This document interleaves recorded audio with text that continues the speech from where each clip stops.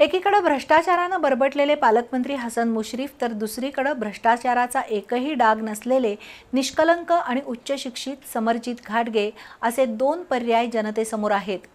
कागल गडहिंग्लज उत्तूरच्या मतदारांनी या दोन्ही उमेदवारांची तुलना करून मतदान करावं असं आवाहन जनता दलाच्या स्वाती कोरी यांनी केलं।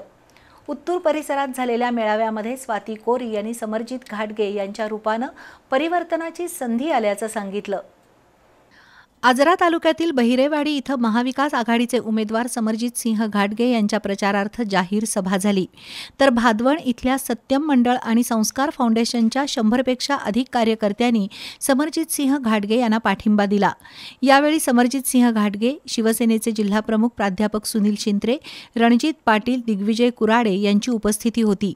स्वाती कोरी म्हणाल्या, हसन मुश्रीफ यांनी ज्येष्ठ नेते शरद पवार यांच्याशी गद्दारी केली आहे। यापूर्वी त्यांनी ज्येष्ठ नेते श्रीपतराव शिंदे यांच्या पाठीत खंजीर खुपसत त्यांचा अवमान केला। त्याचा वचपा काढण्यासाठी आता जनता दलाचे हजारो कार्यकर्ते समरजित घाटगेंच्या प्रचारात आघाडीवर राहतील।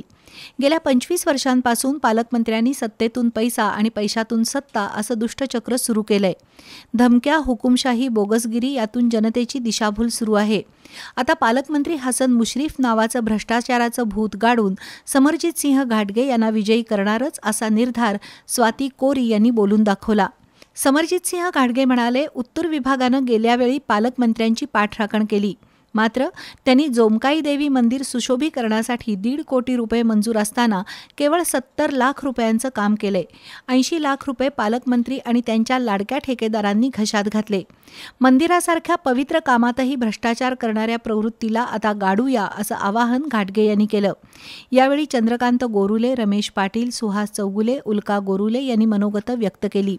मेळाव्याला दिलीप माने, सागर कोंडेकर, दयानंद पाटील, प्रकाश कुंभार, संजय धुरे, प्रवीण लोकरे, अरुण भरांबळे, विश्वजित पाटील, प्रकाश चव्हाण यांच्यासह नागरिक उपस्थित होते।